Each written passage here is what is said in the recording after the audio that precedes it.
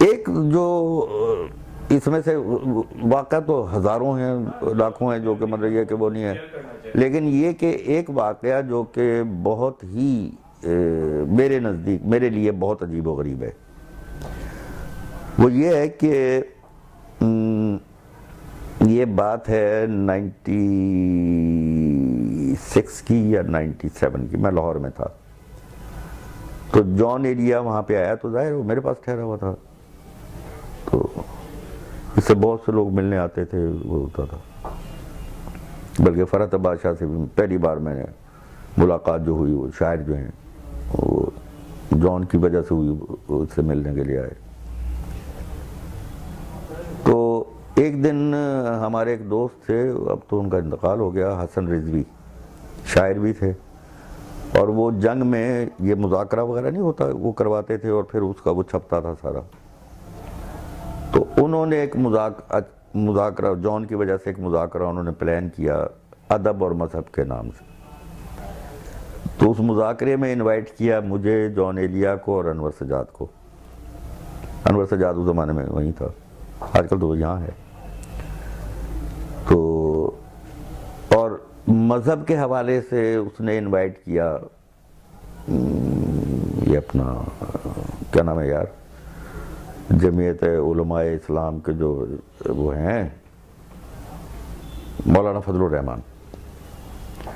یہ وہ دور تھا جب کہ یہ لوگ بڑے کلاشن کوفیں اور یہ اور وہ گارڈز چلتے تھے ان کے ساتھ، اسلحے کی کھلم کھلا پہرے میں یہ نکلتے تھے یہ لوگ، یہ تھے، اور ایک کوئی اور صاحب تھے جو یاد نہیں ہے مجھے۔ اینی تو وہ ہم لوگ چلے گئے، تو وہ ابھی ہال میں نا وہ مائک وائک کو درست کر رہے تھے، ان کی کچھ ساؤنڈ کا پرابلم تھا، یہ کیا تھا، تو حسن رضوی نے کہا کہ ہم لوگ سٹیج پہ بیٹھے ہوئے تھے، تو حسن رضوی نے کہا کہ آپ لوگ اتنے ذرا باتیں کریں تو ہم ذرا یہ ٹھیک کر لیں اس کو سسٹم کو۔ وہ صفیں اگلی صفوں پہ سارے اہل کیا کہنا چاہیے انہیں، مشرع اور مقفع لوگ اور کلاشن کوفے لٹکائی ہوئی، وہ قطار در قطار وہ بیٹھے ہوئے تھے، پیچھے اور لوگ آ رہے تھے، کچھ بیٹھے ہوئے تھے، تو ہم لوگ چونکہ اسٹیج پہ بیٹھے ہوئے تھے تو ہم نے ہمارے آپس میں باتیں شروع ہو گئی، تو مولانا فضل الرحمان نے کوئی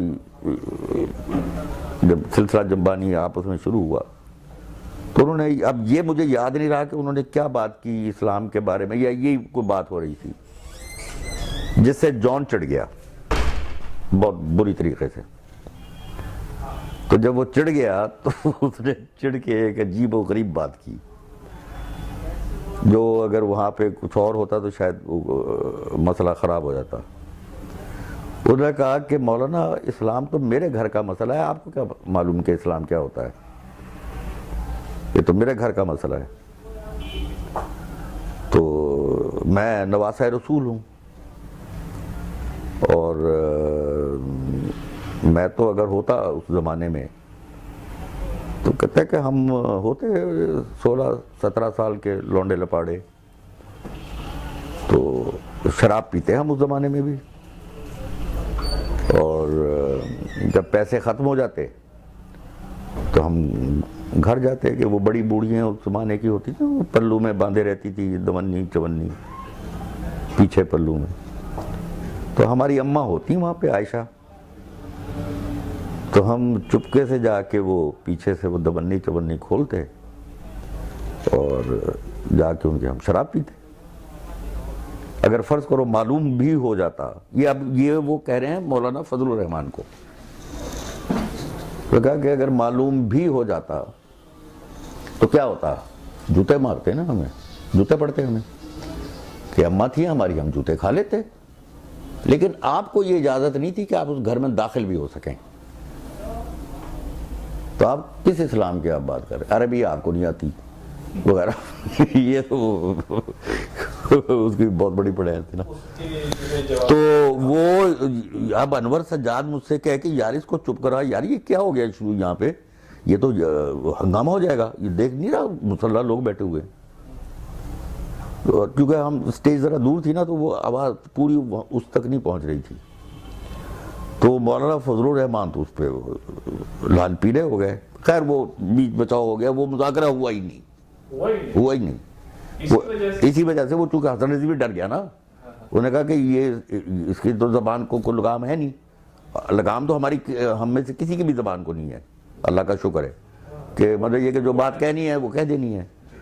تو اس نے کہا کہ یہ تو پتہ نہیں کیا کرے گا, جب یہ آپس میں یہ یہاں بیٹھے بیٹھے یہ ہو گیا ہے.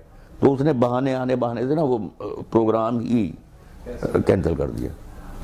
اینی وے اس کے بعد میں نے, میرے چچا, ایک ہی چچا تھے, وہ اب تو خیر انتقال ہو گیا ان کا, وہ ماڈل ٹاؤن میں رہتے ہیں لاہور میں ہمیشہ سے.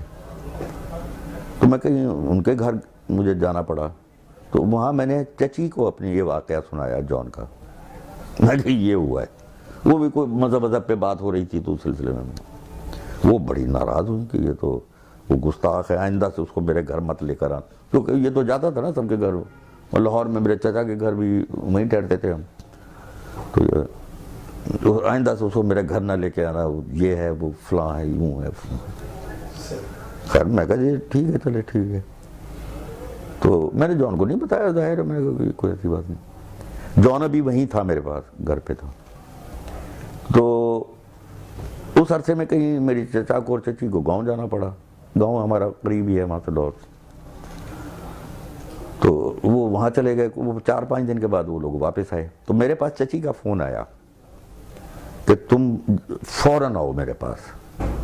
جب میں تھوڑا سا ڈر گیا, ہم تھوڑا بزرگوں سے ذرا کنی کتراتے تھے کہ نہیں سامنے جانا پڑے. تو میں کہا یار یہ چچی نے بلوایا, اللہ خیر کرے. خیر جانا تو پڑا, چلا گیا میں. تو انہوں نے کہا کہ جان کہاں ہے؟ میں کہا جان تو گھر پہ میرے. کہ لگے تم نے اسے بتایا تو نہیں کہ میں نے کیا کہا تھا اس کے بارے میں؟ میں کہا نہیں میں نے نہیں بتایا. کہنے لگے شکر ہے اللہ کا. کہنے لگی, میں نے کہا کیا بات کیا ہے؟ اتنی تو آپ ناراض ہو رہی تھی پہلے, تو اب وہ کر رہی ہیں.